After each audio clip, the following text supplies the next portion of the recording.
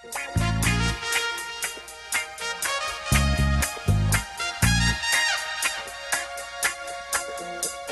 buenas tardes, bienvenidos a un nuevo Charlando en el Forestal. En esta oportunidad, desde las catacumbas acá en Merced 76, tenemos el privilegio y el placer de tener una vez más, y todas las veces que sea necesario, a la única grande nuestra, Pascal Bonnefoy. Ahora hice una pega, ¿eh? Ahora, esta cuestión ahora tiene intro. Sí, ya crecimos un poco. Periodista de la Universidad de Santiago y magíster en estudios internacionales de la Universidad de Chile. Ha sido corresponsal para medios como Global Post y Latin America Press. Periodista freelance para The Washington Post y The New York Times. ¿Cómo es todo el New York Times? Me sale como el gringo, ¿no? No, sí. No. Es New York Times, Times. Estamos en Chile. Investigadora y productora para medios en Chile y el extranjero. Es profesora asociada de la Facultad de Comunicación e Imagen de la Universidad de Chile y autora, entre otros, de los libros Terrorismo de Estadio, Prisioneros de Guerra en un campo de deportes del 2005, Cazar al Cazador, Detectives tras Criminales de lesa humanidad del 2018, Rodrigo Rojas Tenegri, Hijo del Exilio del 2021 y Chuquicamata 1970-1973, La nacionalización del cobre del 2014, que es la obra... 24. ¿2014? 2024. ¿Por qué dije 2014? Obvio, sí. 0 millas de paquete. 2024. Me gusta cuando me corriges, así sutil. Es lo que nos convoca, y nos convoca para bien. Creo yo, ¿no? ¿Cómo estás, Paca? Muy bien, gracias. ¿Estás en Chile? Chiste interno. ¿De dónde sale la idea de escribir algo así que todos creemos saber? Es de esos libros, ¿no? Que todos dicen, no, si yo sé lo que pasó ahí, y al final uno lee tu libro y no sabemos nada. Es como el Estadio Nacional, el libro que hice sobre el estadio, que todo el mundo sabe que existió, que fue campo de detención, pero nadie sabe realmente lo que pasó adentro. Y era justamente por eso, porque nadie sabe, todo el mundo sabe que se nacionalizó el cobre, pero no tiene idea en realidad de lo que costó, cómo se vivió, los obstáculos que enfrentaron, las consecuencias que tuvo después. Y además recorro un poco la historia también de lo que llevó al momento de nacionalizar. Así que esa fue una gran motivación y otras personales que no me voy a meter, pero además el tema de nacionalización de recursos naturales me interesa. Hace como una década me está interesando bastante el tema. Y además ya tenía entrevistas hechas de hace 10 años, tenía harta información y bibliografía desde esa época que hice otro trabajo y quería seguir profundizándolo. Así que... Pero esas entrevistas fueron pensando en hacer... Era un trabajo académico sobre nacionalizaciones, sí. Nacionalizaciones en general. De recursos naturales en distintos países. Y en distintos países. Sí. Pero yo, en realidad, sobre la marcha me empecé a dar cuenta todo lo que sucedió. O sea, yo iba a hablar del proceso en las distintas minas, de hecho. O sea, yo pensaba dar una pasada por las 5 minas nacionalizadas, pero todavía estaría escribiendo por 5 años más. Y decidí aterrizarlo en Chuquicamata porque obtuve mucha información y entrevistas en Chuquicamata o de Chuquicamata. Así que, y ahí se abrió un mundo también, de una comunidad, un enclave minero, la misma mina, los mineros, cómo se comportaron los sindicatos, qué tipo de modelo de participación de trabajadores se intentó implementar ahí en las otras minas también. La reacción de Estados Unidos, bueno, que todo el mundo sabe, ¿no? Pero cómo afectó eso también Codelco, cómo se desarrolló Codelco. O sea, hay 1000 temas, cómo se enfrentaron las demandas internacionales. Y todo eso es parte de la historia de Chile, del hito más importante que creo yo, que es del siglo XX. Pero por lejos, por algo le llamamos ¿Sí? El sueldo de Chile. Sí, no, yo creo que fue el hito más importante y es triste que nadie realmente sepa mucho de eso. Y de hecho yo creo que poca gente puede imaginar cómo es Chuquicamata, la mina, o sea, la enormidad, lo que es. Y siendo un país minero, y, o sea, como todo el mundo habla del cobre y la minería en Chile, y los chilenos poco saben de cómo se produce el cobre. Es que está en el norte. Sí. Y el norte lo tenemos bueno, votado. Los no saben, pero. Lo tenemos votado por naturaleza, por antonomasia. Pero centro-sur de Chile no. No.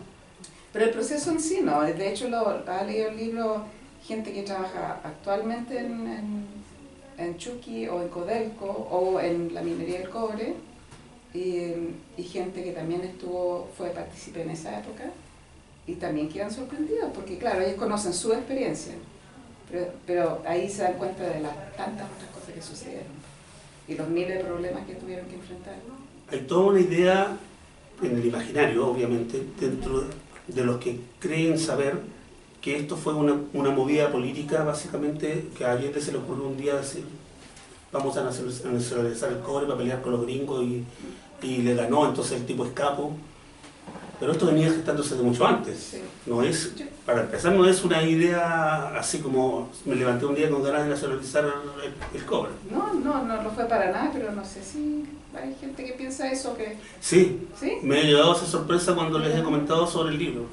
Sí, bueno, es un proceso largo que yo creo que partió, bueno, desde que se desarrolló la gran minería del cobre en manos de dos grandes multinacionales que apenas tributaban al fisco, no rendían cuentas de nada, no entregaban información, sacaban todas sus utilidades, y siendo el principal recurso natural del país. Pero los proyectos de ley, tanto para expropiar o nacionalizar la gran minería, o por ejemplo, lograr que el Estado tuviera más incidencia en la industria, o en la regulación, o en los réditos, eso fue un proceso largo que empezó como en los años 40. Y el primer proyecto de ley fue el año 51, de dos legisladores comunistas. Y después hubo proyectos de ley de Radomiro Tomic sobre la democracia cristiana, de Salvador Allende, varios, y varias modalidades. Por ejemplo, Allende a veces proponía nacionalizar el cobre, pero a veces proponía, creamos una corporación del cobre. No, todo rechazaba.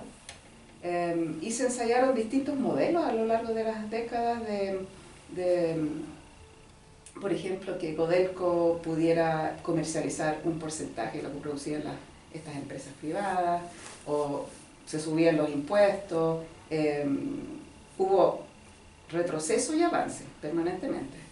Y llegó a tal punto en los años 60 con Frei Montalva, que es otro tema, porque hay toda una discusión si es que la chilenización del cobre bajo el presidente Frei Montalva era como el peldaño previo, era como y la nacionalización era el desarrollo natural, o si eso fue un freno realmente, que Frei intentó frenar la nacionalización. Y yo creo que hay un poquito de ambas cosas.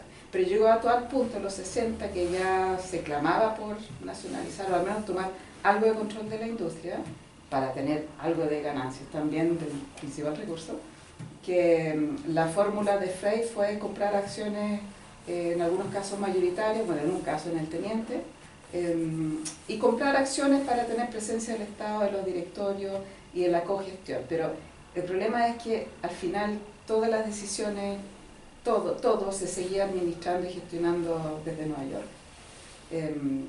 Incluso había en el Teniente un directorio par, digamos, porque Chile poseía 51%, pero las decisiones igual lo tomaban los extranjeros. Y Anaconda, que es dueña de Chuquicamata y El Salvador, y La Exótica, que era una mina bien pequeña que tuvo problemas de producción y estaba recién como produciendo en esa época. Ellos no quisieron entrar en esa asociación con el Estado de Chile, pero se vio forzado después, en el año 69, porque en este proceso de chilenización, justo, coincidió que el precio internacional del cobre se disparó y las ganancias fueron muy altas, muy escandalosas, y ahí ya había como un clamor, así como esto no puede ser. Incluso la derecha también estaba hablando de que hay que nacionalizar, por último, Anaconda, que se había arrestado de esto. Y incluso algo súper interesante, que, bueno, leyendo la prensa de esa época, había un legislador demócrata cristiano que en todo en realidad era un clamor así general, un consenso general en la sociedad, donde todo el mundo estaba hablando de que ya es hora de nacionalizar. Él dijo, y además, Anaconda pretende hacerse de una parte del salar de Atacama para explotar el litio. Ya estaba en días. Interesante, ese fue el año 69. Sí. Así que, bueno, y al final era algo que se tenía que dar, hubo un consenso entre casi todo el espectro político, había una parte de la derecha que no estaba de acuerdo. Frei nunca quiso nacionalizar, porque pensaba que una de sus principales razones era el tipo de reacción que iba a tener Estados Unidos, y en realidad achuntó, porque, o sea, en realidad reaccionó tal como él preveía, pero también había que hacerlo, ¿no? Y el problema, bueno, es otro tema, pero el problema no fue nacionalizar, sino no compensar, no indemnizar. Así que hubo un consenso muy general ya a fines de los 60, entonces cuando Allende que lo llevaba en su programa de gobierno para las elecciones 70, pero también las anteriores, y Radomiro Tomic, porque hubo 3 candidatos, ¿no? Tomic de la democracia cristiana, Alessandri de derecha, y Allende por la Unidad Popular. 2 de los 3 candidatos promovían la nacionalización del cobre en su programa de gobierno. Así que fue casi uno de los primeros proyectos de ley que presentó, apenas asumió el gobierno, Allende, y se aprobó, o sea, en 6 meses ya estaba listo. O sea, se aprobó en las 2 cámaras del Congreso, ya en mayo estaba listo. Y en julio se ratificó. Y esa tramitación en cámara, tú la cuentas acá, no, uno pensaría que era, así como dices tú, había un consenso transversal, uno diría, o sea, y era de toda lógica, todos tendrían que haber estado ahí y no estaban todos. No, pues esa es un mito, ¿eh? Cuando todo el mundo, o en Chile, todo el mundo piensa o dice que fue una votación unánime del Congreso, entonces lo elevan como el gran acuerdo que fue unánimemente votado, pero fue unánime respecto a los parlamentarios que fueron a la sesión del Congreso Pleno, que tenían que ratificarlo, que eran 200 entre senadores y diputados, y 42 de derecha no fueron. Entonces, claro, fue unánime porque votaron los otros 158, pero 42 no fueron, que no es un número menor. Y esa fue su manera de rechazarlo, porque era tan impopular llegar o abstenerse o votar en contra, que era mejor no ir simplemente. Así que no fue una votación unánime, o sea, no fue un deseo unánime, fue una votación unánime de los que llegaron ese día. Claro. Sí. Y ya a los pocos días ya el Estado de Chile se tomó posesión de la mina, al tiro. Y ahí te viene otra parte del cuento duro, que es quién se hace cargo de esto. ¿Estaban los estamentos para eso? Si bien todos tenían la idea, ¿había un plan detrás para poder hacerlo con las personas que correspondían? O sea, uno de los problemas que fue transversal a las 3 grandes minas, ¿no? El Salvador, Chuquicamata y el Teniente, porque eran 5. Estaba la Exótica y Andina, que era nueva, era súper moderna la mina andina. Era que apenas, no apenas se nacionalizó, apenas fue electo Allende, hubo un éxodo inmediato de ingenieros profesionales, los extranjeros, y no solamente se fueron, sino que se llevaron los mapas, información, no hicieron ningún traspaso de información, a nadie le dijo, bueno, yo te explico, no sé, por la gestión que tenemos acá, porque además pre-internet, pre-computador, entonces todo era mapas, ¿no? O sea, planos. Bueno, se llevaron todo y en Chuquicamata en particular dejaron otro desastre, que fue montañas y montañas de material estéril al lado de la mina, porque Anaconda sabía que ya el 69, que el Estado de Chile tomó el 51%, en ese contrato, en ese convenio con Anaconda decía que el Estado de Chile tenía la opción de comprar el resto hasta el año 81. Entonces ellos sabían que tenían sus días contados, y cuando Allende fue electo dije, ya, si esto no va a ser el 81, va a ser mañana, ¿no? Entonces empezaron a ir a explotar el mineral de más alta ley. Entonces desequilibraron la mina, porque es un proceso productivo gradual, ¿no? Por etapas, bien planificado. Entonces ellos, no, vamos y sacamos lo mejorcito que estaba más profundo y tiramos todo el material estéril aquí al ladito, porque es mucho tiempo, gasto de energía de dejarlo lejos como se debería hacer. Entonces cuando tomaron posesión de la mina, uno de los grandes problemas era retirar todo eso. Y se pasaron 8 años en eso. O sea, durante la dictadura también, porque había que retirarlo.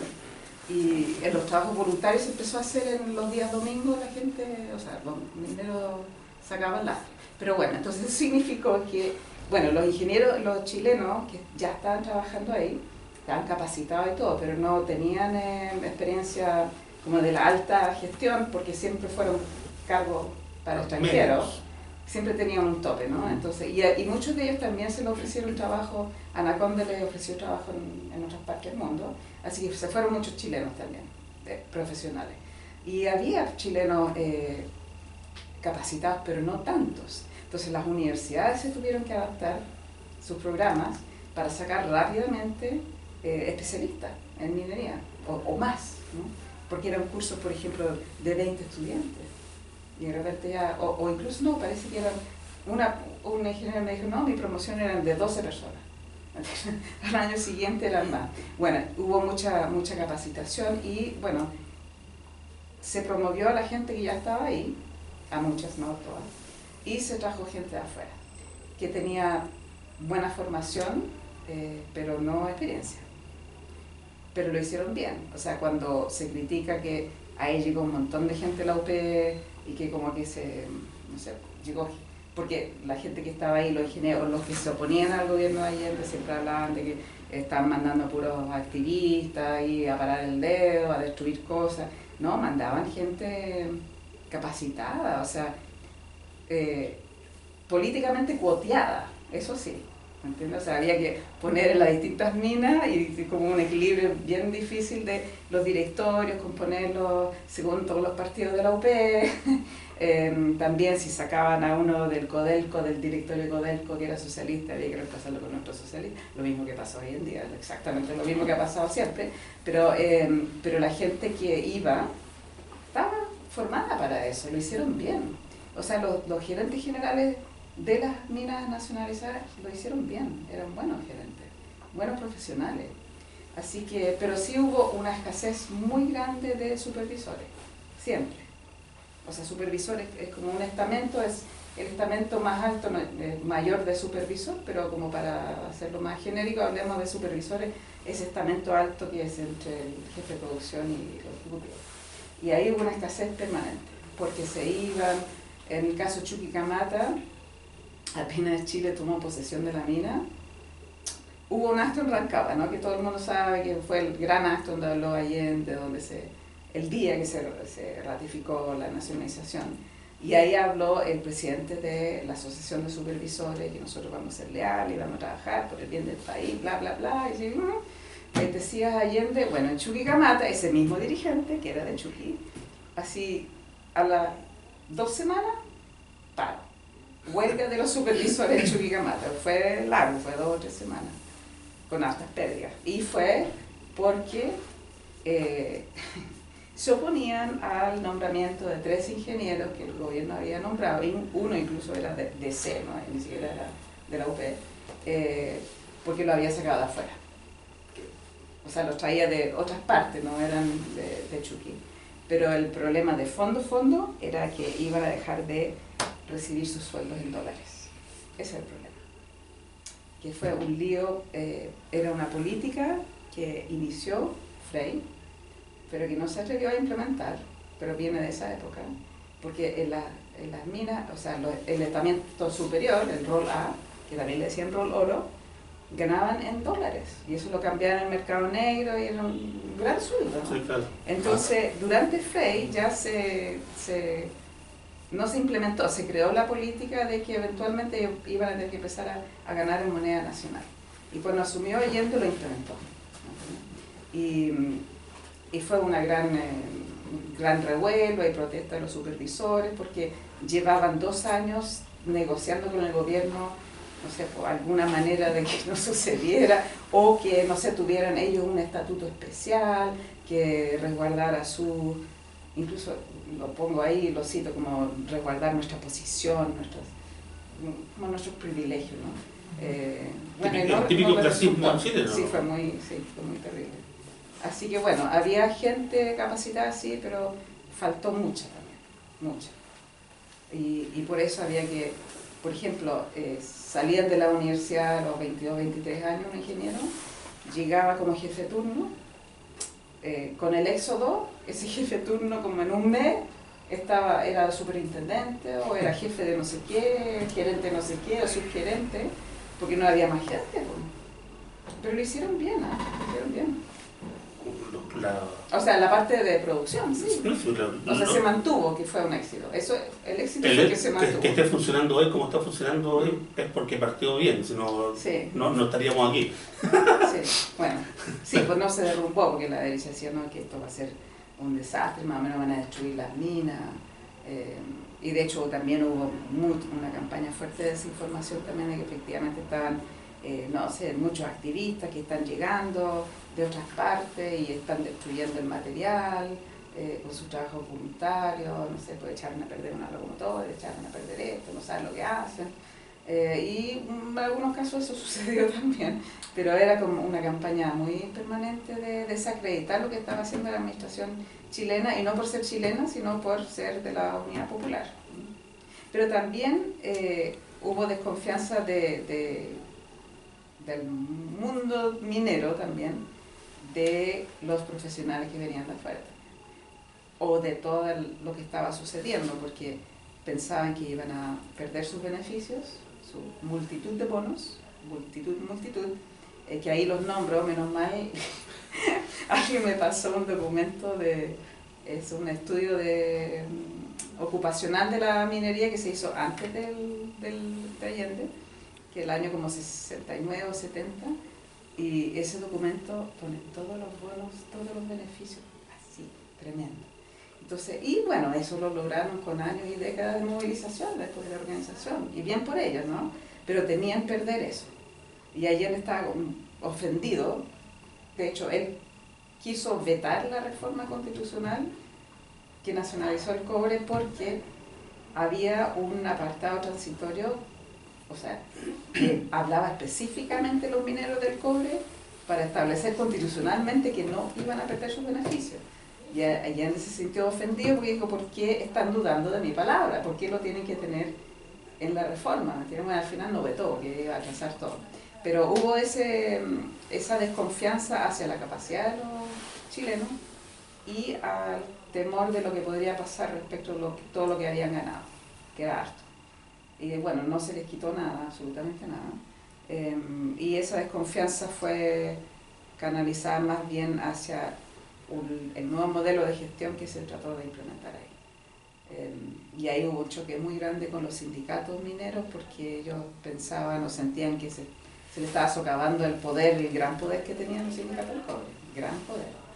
Que en el caso de Chuquicamata, además, lo controlaba la Democracia Cristiana y un partido, bueno, de izquierda, USOPO, Unión Socialista Popular, que le fue puro poniendo piedra en el camino al gobierno. O sea, de izquierda y todo, pero no. ¿Cómo ahora? Obstaculizó mucho, no. O sea, ellos llamaban a paro, o sea, paro por cualquier cosa. Oye, la parte buena de esto es ¿cuánto tuvimos que pagar por eso? ¿Se pagaron las compensaciones, todo lo que había que pagar o nos hicimos los suecos? No, ninguna de las dos cosas. No es que no se pagó. Todo lo contrario. No es que se estableció un pago y no se pagó. Se estableció que no se iba a pagar. ¿Entiendes? Y esa fue una discusión muy grande y terrible al interior del gobierno, al interior de Codelco, al interior de los partidos de la UP, porque todo el mundo sabía en el fondo no otorgar una indemnización y era guerra, ¿entiendes? Con Estados Unidos, las multinacionales en Estados Unidos, y efectivamente fue esa guerra. Pero esa guerra ya venía, o sea, Estados Unidos estaba interviniendo ya de antes, de muchas maneras, pero eso era ya una lápida y era como más leña al fuego. Y otros decían, no, sí hay que hacerlo, pero lo controversial fue que la fórmula que se creó para determinar cuánto se indemnizaba, eso fue lo controvertido. Y fue tan delicado eso que al final la reforma constitucional, que incluía este apartado sobre cómo indemnizar, le dejaron al presidente Allende, a él personalmente, determinar cuánto se iba a indemnizar, cuánto, después de un cálculo que se hacía, cuánto él iba a restar por lo que se llamaban rentabilidades excesivas. Entonces lo que pasó es que ellos hicieron un cálculo de el promedio de utilidades que habían sacado estas empresas desde que el Estado de Chile tenía información de lo que hacían, que fue el año 55. Todo lo que había, las utilidades entre el 55 y el 70, o el porcentaje, digamos, de ganancias, si eso en promedio era mayor a lo que esas mismas empresas ganaban en sus operaciones habituales internacionales. Y lo habitual era entre el 10 y el 12%. Entonces dijeron, ok, lo vamos a cortar. Y después cacharon que era 40%, 50%, o sea, era mucho más. Entonces al final era, no les debemos nada, en realidad ustedes nos deben. De hecho, la determinación dice, ustedes en realidad nos deben. Así que no se indemnizó absolutamente nada, salvo por andina y exótica, porque eran chicas, eran nuevas, no habían tenido utilidad, no estaban produciendo todavía. Así que eso significó una cadena de obstáculos, amenazas, demandas, y en lo inmediato era cortar toda la asistencia económica, ya fundamentadamente, no por una razón ideológica, sino porque ya había de hecho leyes en Estados Unidos que permitía que el gobierno autorizara o orientara a sus representantes en organismos internacionales a no aprobar préstamos o asistencia económica. También se dejó de vender piezas y maquinaria de Estados Unidos a Chile, y Chile, que siempre las empresas habían sido estadounidenses, se abastecían con eso, o sea, no se abastecían de otra parte. Entonces todo eso se cortó de un viaje, así que Codelco tuvo que correr a buscar cómo abastecerse, cómo triangular compras y abastecerse de otros mercados. Bueno, y entre medio también esto significó, no solo por el lado del gobierno, que en defensa de sus inversionistas, como estas acciones, sino también las mismas empresas demandaron al Estado de Chile, primero en Nueva York y después en como 5 países de Europa, por donde pasaba el cobre, por donde iban cargamentos de cobre o cobros que se le debía a Codelco. Entonces embargaron, por ejemplo, y estas son las cosas que no se conocen, embargaron las cuentas corrientes de Chile en Nueva York, las oficinas de Corfo, la oficina de una empresa intermediaria que compraba gran parte de todo el material del sector público chileno desde Nueva York. Embargaron aviones LAN Chile, o sea, un avión LAN Chile aterrizó en Miami y fue embargado. Y los pasajeros no podían salir a ese nivel. Bueno, embargaron todo eso, congelaron cosas, y en Europa empezaron a poner demandas en distintos tribunales cuando, por ejemplo, una embarcación llegaba a un país, trataban de embargar ya sea la partida de cobre o lo que se le iba a pagar por el cobre. Pero eso no fue Anaconda, eso fue Kennecott, porque tomaron estrategias muy distintas. Kennecott dijo, este cobre es nuestro, así que en vez de pagar Codelco nos tiene que pagar a nosotros, o queremos el cobre. Bueno, y lo interesante fue que los trabajadores de los puertos, que eran 2 o 3, se negaban a desembarcar la carga en solidaridad con los mineros de Chile. Entonces, esa carga, ese buque se tenía que ir a otro puerto y pasaba lo mismo. Se trataba de embarcar ahí, pero los trabajadores portuarios no lo desembarcaban. Bueno, y en algunos casos fue exitosa la presión, y en un caso también Kennecott lo hizo mal porque, bueno, demandó 2 veces por una misma cosa, bueno, pero no ganó mucho. Esas empresas no ganaron mucho con esas acciones.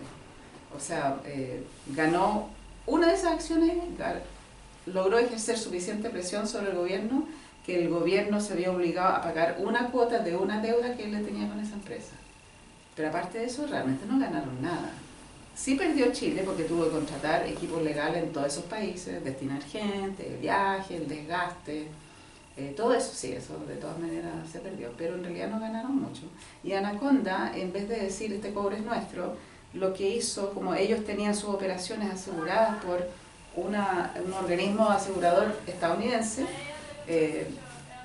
con fondos estatales de Estados Unidos, ellos dijeron, queremos que nos paguen los seguros.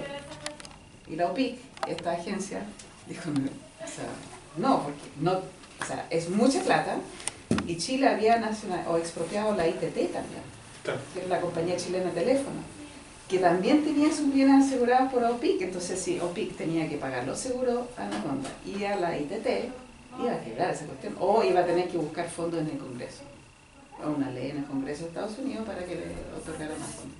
Así que fueron estrategias distintas cuando la OPIC le dijo no reconocemos tu seguro de Chuquicamata, sino solamente de, no sé, de Salvador. Ahí ellos fueron a la ofensiva también y ya en el último año empezaron a embargar bienes igual como lo había hecho en Europa. Y de hecho al momento del golpe militar tenían todo embargado. Anagüela tenía todos los bienes chilenos y no había embargado, todo. Sí. Esa era mi próxima pregunta. ¿Cómo fue el proceso para la nacionalización luego del golpe? Porque supimos que no cambió. De hecho, Pinochet siguió con Codelco, no lo devolvió, que alguien podría haber pensado, estos tipos lo van a devolver.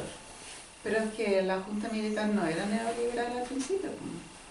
Eran militares. Eso es lo que quería escuchar. Nacionalistas, eran nacionalistas. De hecho, parte de la derecha, por ejemplo, dice, pero ¿por qué la derecha votó a favor de nacionalizar? Porque también parte de la derecha era nacionalista también.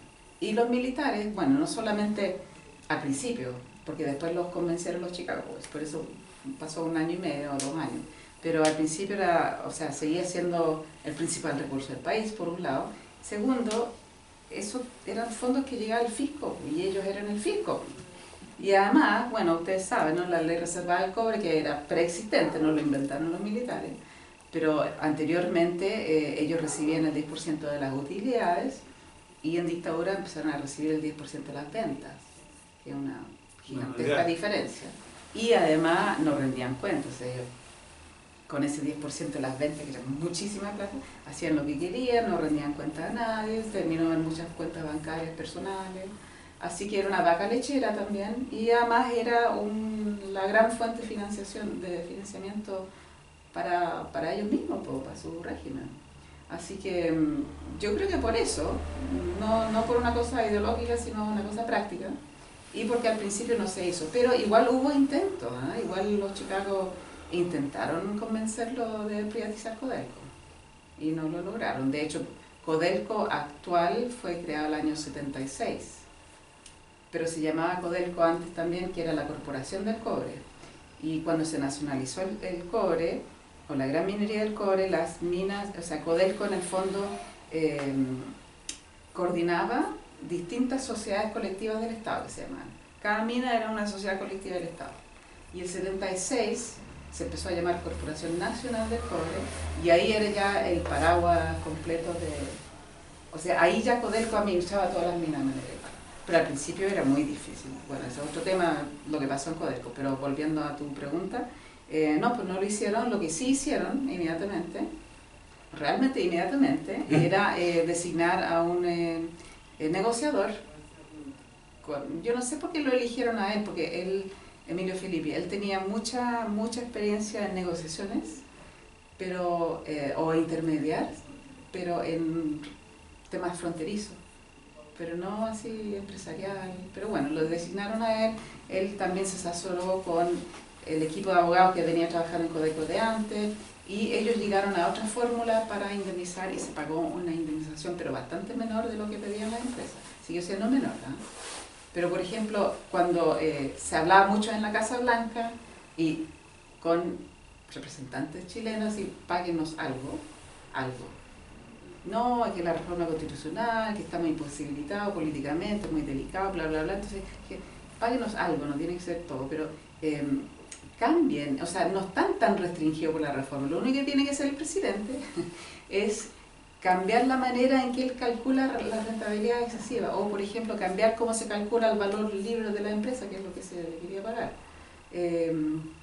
Cambiar la fórmula de la rentabilidad excesiva. Y eso es lo que hizo Filippi.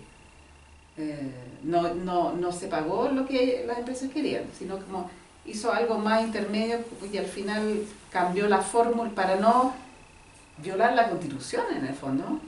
No quiso cambiar, o sea, decir todo lo que se hizo está mal, porque requería una reforma constitucional, que Constitución como que no había en ese momento además, pero dijo no, o sea, sigamos con lo que había, pero vamos a recalcular la manera en que se estima, se calcula la indemnización, y ahí se les pagó, y ahí se acabó. O sea, ya a fines del 74 ese tema ya estaba zanjado. terminó. Oye, qué entretenido esto. Bueno, por si alguien quiere consultar algo de lo que no hemos hablado o hacer algún comentario para Pascal, este es su momento. Pueden hacerse famosos. Yo también tengo estas cosas que decir. Sí, por supuesto, pero si nadie tiene, te damos la palabra. ¿No? ¿No? Dijo que no. ¿Qué fueron las fuentes para el libro? Las fuentes más importantes. Muchísimas fuentes. Bueno, fuentes, entrevistas, siempre trato de hacer lo más posible porque eso es lo que le da vida y además ahí uno realmente conoce las cosas que pasaron. Muchas fuentes, bibliografía ya existente sobre la nacionalización, pero también archivos como el archivo del Ministerio de Minería. Codelco, fíjate, yo pedí, fue muy extraño. Yo pedí a Codelco, ¿puedo revisar tu archivo? Me dijeron, no tenemos archivos. ¿Cómo no tienen archivos? No, es que lo movimos a no sé dónde. Ya, pero ¿dónde es ese dónde? No sabemos, no hay. Como que no hay archivos. Cosa que es imposible. Y el archivo de Codelco no está en el Ministerio de Minería, porque es autónomo. Bueno, entonces no tuve acceso a los archivos de Codelco, pero sí documentación de Codelco que tenían guardada otras personas. Que también fue documentación de las mismas fuentes que entrevistaba. Tenían cosas, por ejemplo, la que hizo el estudio de índice ocupacional, donde hay, o sea, es un vistazo a todo cómo funciona la minería pequeña, mediana y grande, y estaba en toda esa lista de bonos. Era mi tía política, que yo me di cuenta en ese momento. Yo no sabía que ella había hecho eso ni siquiera, pero lo tenía todo en su casa, ¿ya? Tenía también, por ejemplo, porque yo trabajaba con Codelco en el departamento de participación, entonces tenía todos los documentos del modelo de participación, la evaluación, una evaluación descarnada que hizo Codelco el año 73 sobre cómo estaba fracasando ese modelo. Y bueno, entonces documentación que la gente tenía en sus casas, archivo de la Cancillería, mucho archivo de prensa. ¿Y por qué lo aterricé en Chuquicamata? Porque fui a Calama a entrevistar gente y una mujer me dijo, sí, su pareja trabajaba, era fotógrafo en el Oasis. Y como, ¿qué Oasis? El semanario Oasis, de Chuquicamata. Ay, un semanario. Entonces, fui a la Biblioteca Nacional, estaban todos los Oasis ahí, todos. Semana a semana, entonces eso me dio semana a semana lo que estaba pasando en Chuquicamata, ¿me entienden? Así que, a ver, ese tipo de bibliografía, ¿qué más? Bueno, eso. Y bueno, otra prensa también y otros archivos también. ¿Alguien se opuso? ¿Alguien no quiso participar? Bueno, una persona solamente por razones de edad. Otros simplemente no me contestaron, no es que dijeran no, pero no me contestaron. Bueno, a uno, es que uno que llegó a tener un alto cargo en Codelco, División Norte, en los años 90, no tenía su teléfono y fui a su casa. Y le tiré una carta ahí, pero no me respondió. Y otros no respondían, nomás no respondían llamadas o mail, lo que sea. Pero nadie se negó así de negarse, ¿no? Y de hecho, antes de decidir hacerlo más aterrizado en Chuqui, yo había tenido más acceso a gente del teniente y que eran ingenieros. Eran ingenieros, así que pasaron una larga carrera en la minería. Y gente, sí, como reconocían el rubro. Y fue súper interesante, pero no llegaba a otras, y por ejemplo, a algunos dirigentes sindicales. Pero y al final eso se cortó. En Andina en Andina nunca pude, salvo el gerente general que era Orlando Caputo, no pude acceder a otras personas, no las encontré, ¿no? En El Salvador hice un pequeño esfuerzo, pero a esa altura yo ya estaba concentrada en Chuqui, y así que sí, pero fue difícil encontrar gente. Bueno, ahora, después de la publicación del libro, por supuesto, ahí uno empieza, ¡ay, yo nací en Chuquicamata! Una vecina mía es de Chuquicamata. Fui a una entrevista en una radio y la periodista que me entrevistó era de Chuquicamata. Bueno, así que ahí empiezan a surgir todos los chuquicamatinos, pero bueno, otro colega era de Chuquicamata. Pero es difícil encontrar la gente No solo por un tema de edad, porque igual como eran jóvenes, que es otro tema, eran todos muy jóvenes, tienen entre 70, 80, está bien, sí, no son tan mayores, pero encontrarlos. Y algunos los encontré muy a último minuto, o sea, y lo logré incorporar. Pero a mí me ayudó mucho reportear allá en Calama, porque ahí estaban los viejos, cariñosamente decirle viejos, de esa época, y que todavía están en contacto, todavía vivían en las mismas villas mineras que se construyeron para la población de Chuqui. ¿Viajaste? Sí. ¿Y lo fuiste in situ? A Calama y a Chuqui, sí. Wow. Pero apenas vi la mina, porque es una larga historia, pero Codelco fue bien lento también en autorizarme ir. Entonces ya casi había tirado la toalla y dijeron, ya, mañana puedes ir a tal hora. Yo ya tenía pasaje como a otra hora, entonces alcancé a conocer todo el pueblo, el enclave minero, lo que queda de él, porque se está siendo, o sea, el mismo pueblo está siendo enterrado por el lastre, por el material estéril. Y por eso se despobló Chuquicamata. Y alcancé a muy poco la mina, o sea, no me alcanzó el tiempo, desafortunadamente. Y además la mina ya es como... Igual dije, no sé si me vale la pena conocer la mina para estos propósitos, porque la mina de hoy no tiene nada que ver con la que había. Con la de había. Claro, pero el pueblo ya no sigue igual. Abierto. Pero el pueblo sigue igual. Así que eso sí me ayudó. Sí. Y el pueblo es surreal. Es como... Hay un gran estadio que todavía tiene el lechero, así como Estadio Anaconda. Y es un pueblo, o sea, con una plaza de armas, con vegetación bonita, con su centro cívico, su centro comercial, sus colegios, iglesias. El hospital, que era el más moderno de Sudamérica, está bajo lastre, ahora está enterrado, y era onda como clínica alemana de esa época. Pero se creó el Hospital Salvador Allende de Calama, en reemplazo. Así que, y bueno, como está vacío, es muy raro pasar por ahí. Y es bonito, es como, bueno, para la parte cívica. Las poblaciones más miserables, o que vivían realmente en condiciones miserables, esas familias se empezaron incluso al inicio o al final del gobierno Frey, o a inicio de Allende, ya se empezó a trasladar a villas mineras en Calama. Las poblaciones más malas, digamos, más inhabitables, porque eran condiciones miserables, o sea, vivir en un par de piezas de lata, con el calor que hacía y el frío que hacía también, y tener un baño en la esquina que tenía que compartir con 400 familias, agua caliente solo los fines de semana, cocinaban con yareta, que era un arbusto súper hediondo. Guetos. Sí, eran guetos horribles. Y eso fue inalterable, o sea, lo increíble es que en todas esas décadas los mineros fueron ganando bonos, ganando el paquete de compensación que se le pagaba a la mujer, a la familia, que era considerable, que de hecho algunos me decían, nosotros vivíamos de la compensación que recibía la familia, y el sueldo era parte, digamos, el sueldo era como el extra. Entonces empezaron a ganar mucho más, pero las condiciones de vivienda seguían exactamente iguales. Muy loco, muy loco. Bueno, y después los trasladaron, o sea, efectivamente ya mejoró mucho la situación de vivienda, y durante la UP también mejoró muchas otras cosas sociales, digamos. No había sala cuna, hubo sala cuna. No había liceo, hubo liceo. No había transporte público, salvo algunos colectivos y unos taxis, pusieron un poquito más. Eso nunca se resolvió muy bien.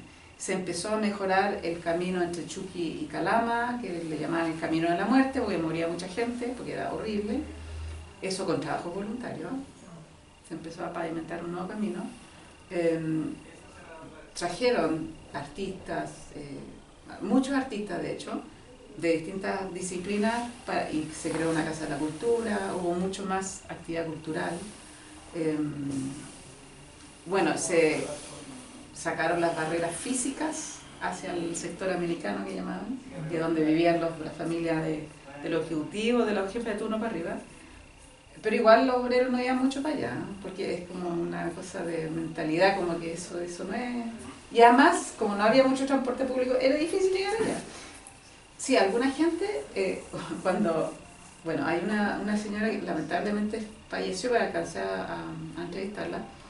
Ella llegó, es socióloga, y una de las cosas que trató de implementar era, bueno, mejorar el transporte público. Entonces lograron unos furgones gratuitos, o sea, lo hicieron gratuitos para que circularan permanentemente en todas partes, porque es una colina.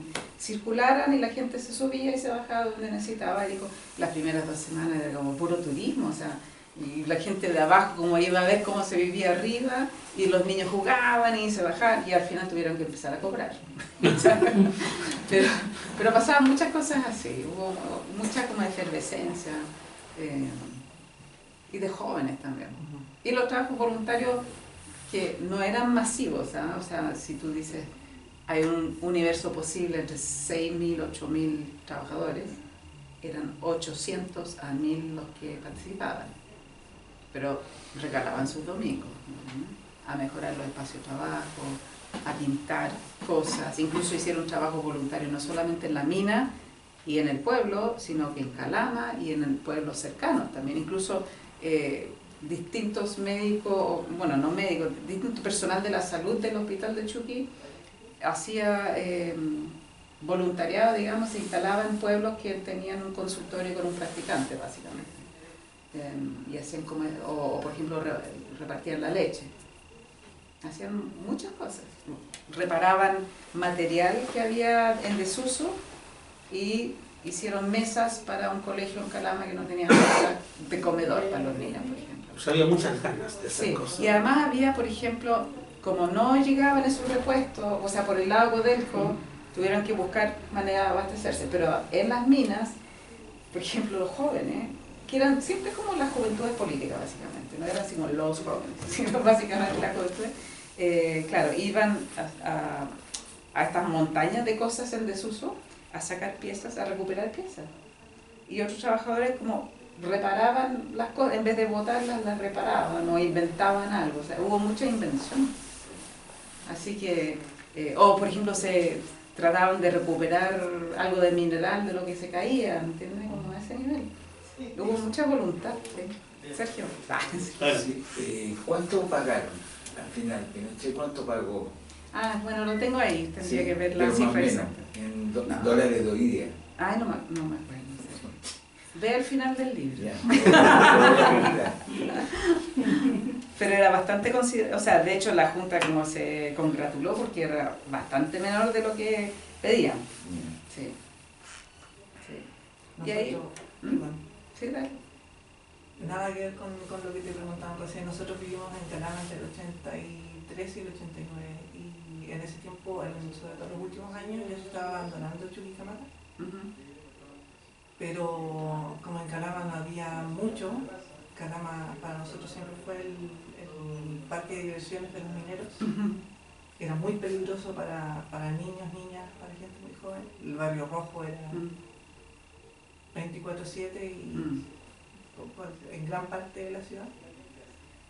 Pero los fines de semana íbamos a Chuquicamata, cuando mi papá tenía tiempo, a jugar a los parques que quedaron, los parques y las plazas, porque los gringos habían dejado unos juegos como móviles, que con el tiempo se los robaron todos, pero eran como robots, tenían partes que se movían, todos hechos de metal, por supuesto. Pero era muy impresionante los tamaños de las viviendas de los altos mandos, que eran muy enormes. Sí. Y mansiones. Con piscina en el desierto, en la precordillera. Ah, mía, de Cuchuchuaya. Piscina, pasto. Wow. Era una locura. Sí. Con lavadora, todo. Y íbamos a turistear, ¿Cómo? Íbamos a turistear. Sí. Porque vivían ni siquiera como, o sea, mejor que los ricos de Santiago también. ¿Entiendes? O sea, porque además tenían toda la electricidad, o sea, no tenían que pagar la electricidad, porque todo venía de la planta en Tocopilla, que era de la misma empresa. Entonces, tanto la mina como la comunidad tenían su energía desde Tocopilla gratis. No pagaban agua, lo único que tenían que pagar era comida, que estaba altamente subsidiada también. Entonces, Y además ellos, bueno, los estadounidenses importaban todo o traían todo de Estados Unidos y ellos estaban acostumbrados a sus comodidades. Se llevaron todo su estilo de vida para acá. Todo, sí. De hecho, las mansiones, algunos me lo describen como como mansiones de las grandes plantaciones gringas. Sí.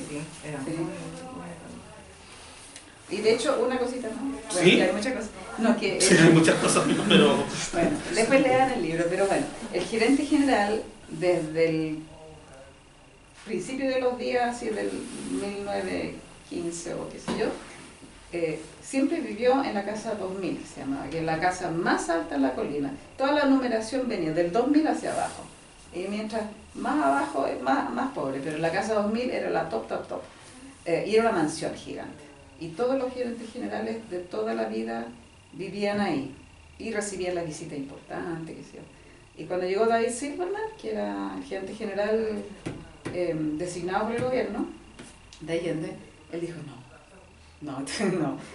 En realidad su esposa es la que dijo no, nosotros somos comunistas, no vamos a vivir ahí. Así que ellos entregaron la casa, que terminó, que le llamaban la casa de los directores, terminó siendo la casa de los trabajadores. Se le entregó a los sindicatos la casa. Y otro ingeniero de pura buena onda, porque a él también, cuando él llegó, era jefe de desarrollo, no sé qué, cuando él llegó le asignaron también una de las grandes casas de los más top, porque era muy amigo de Silverman, y él dijo no. Y la misma que empezó a ver el transporte de los furgones, logró que él cediera su casa, y ahí se creó el primer jardín infantil, Sala Jude. Y él se fue a vivir donde fuera.